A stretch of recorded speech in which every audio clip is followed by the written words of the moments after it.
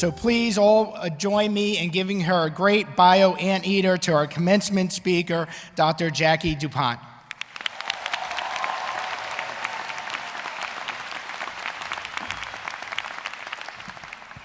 Thank you so much for having me here today. Thank you, Provost Gilman and Dean LaFurla, for allowing me to share in this special commencement occasion with your students, their families, and their friends.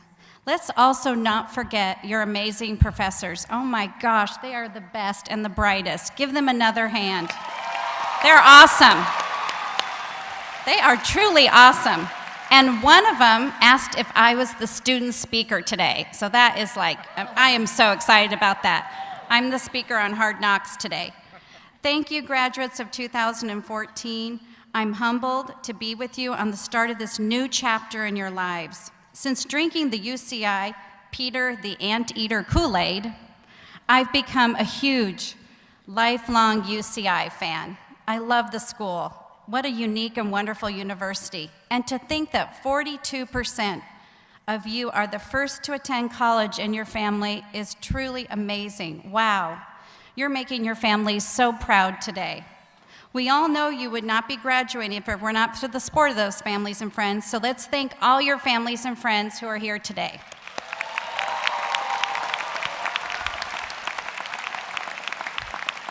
All of you are smart, brilliant probably, and clever, especially the biology graduates, or you would not be here today.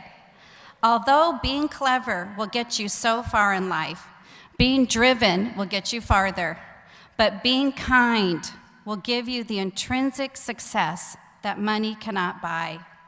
Jeff Bezos, the founder of Amazon, said, cleverness is a gift, right? Cleverness is a gift, but kindness is a choice. It's the giving back to others who are less fortunate than yourselves that will make you feel like you can move mountains in your life going forward. Compassion, kindness, and empathy are all forgotten today, almost. We're a tech-obsessed, multitasking, paper-free, fast-forward millennial generation, which is super impressive. Don't get me wrong, I'm super impressed with your technology and skills. Yet I feel we need to all put the pause button on, just push that pause, and really look at how we can make the world a better place by helping our neighbor. It's that simple. My story is one of how kindness can make real differences. Giving back and volunteering was a huge part of my family's life growing up. Literally at age 11, my father dropped me off at a nursing home, a very bad one. It was awful. It was the dark ages and there weren't even any cell phones. He boldly told me, you seem to really enjoy old people, so it's time for you to volunteer and help them. See if you really respect their wisdom. As a kid, I enjoyed spending time with older adults. I loved their stories. Life lessons were amazing. Their patriotism gave me chills. And of course, their war stories were always the best. I'm sure you've heard some of them. But understanding how the greatest generation made our country what it is today is inspiring. They were the wisest people I'd ever encountered. And I thank my father for all that wonderful volunteerism he gave to me. As a result of his indoctrination of kindness, I'd like to share my father's wisdom with all of you. Believe it or not, my father was born one of 17 children in Wisconsin, 17 from the same mother and father. After his dad suddenly passed away, he was placed in a horrible orphanage. He not only made it out alive, sort of, he graduated from the University of Wisconsin and Loyola Law School.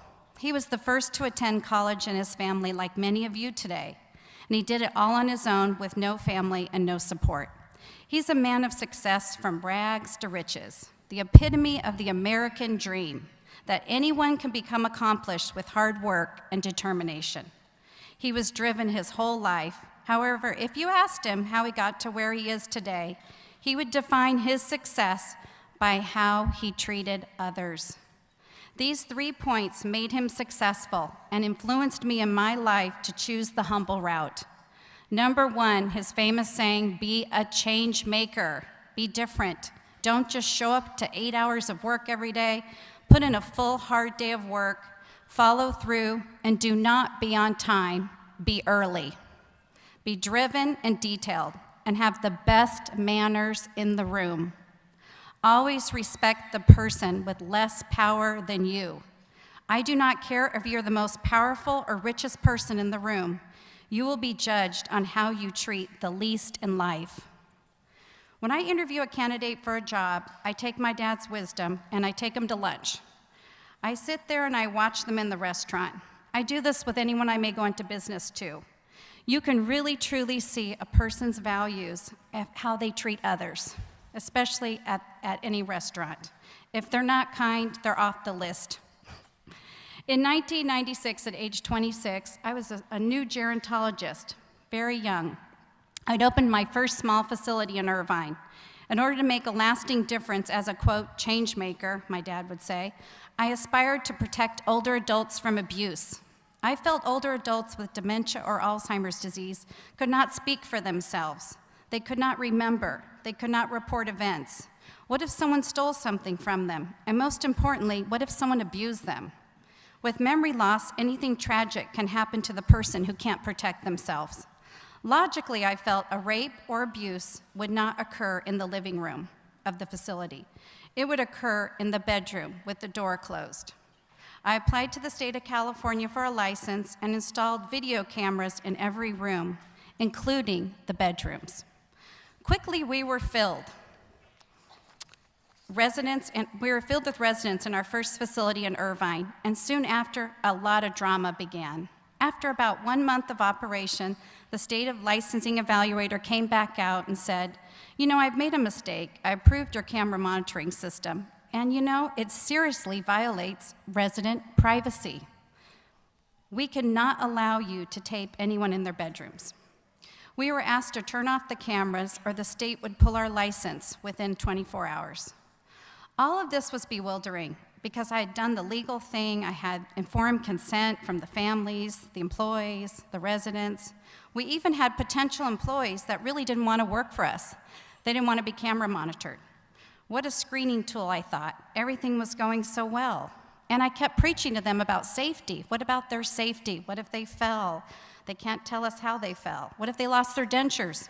Anyway, something amazing soon happened. The next days ahead, the Orange County Register put me on the front cover 3 times, and I received thousands of letters applauding our choice to have cameras, and no one mentioned the lack of privacy. The letters had such sad stories regarding their loved ones and the abuse they had endured in many other places. So from there, I went to Sacramento with all my families. One of them's here today, even. She was one of the daughters. She really fought the fight with me, and after 3 years, we won. We're still the only facility in America to have comprehensive camera monitoring in the bedroom for all of our older adults with dementia.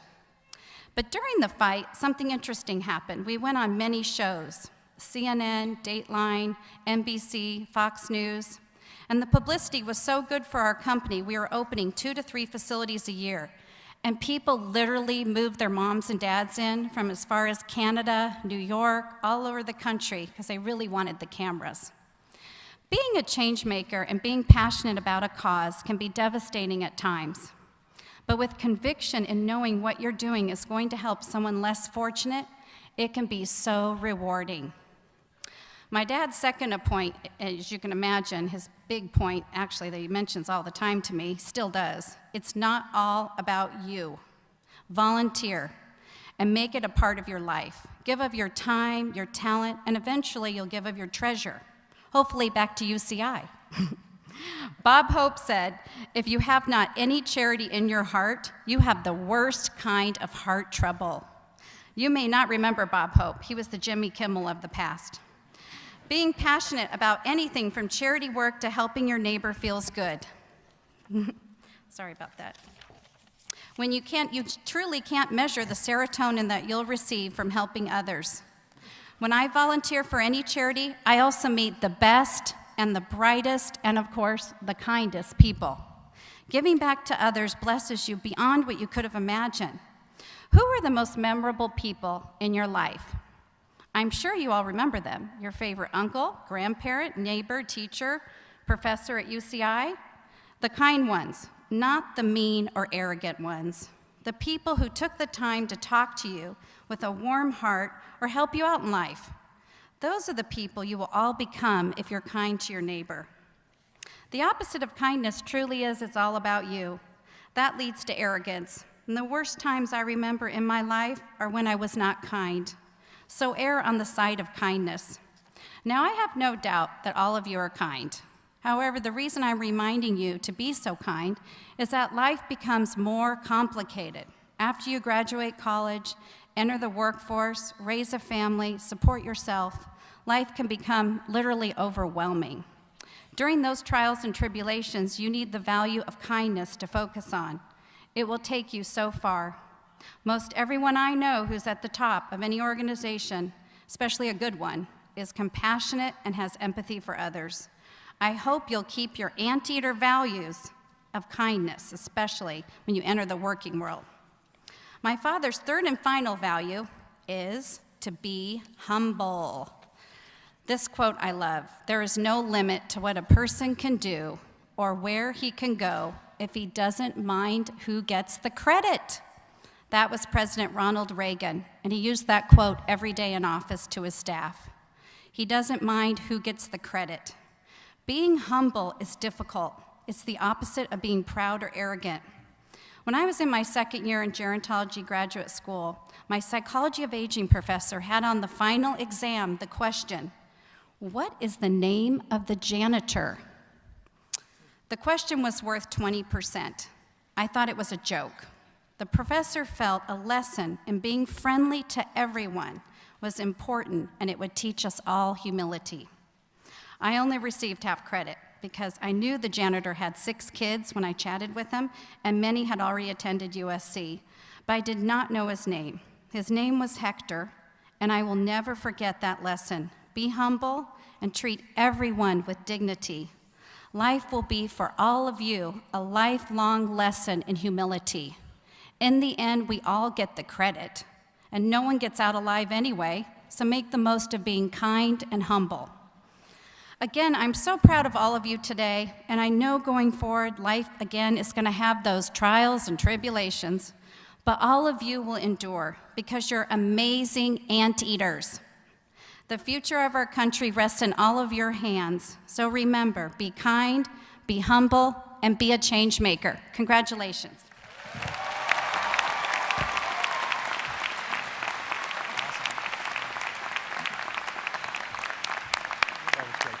Thank you, Dr. Dupont, for those wonderful words. Thank you for everything you do on behalf of the community and on behalf of UCI.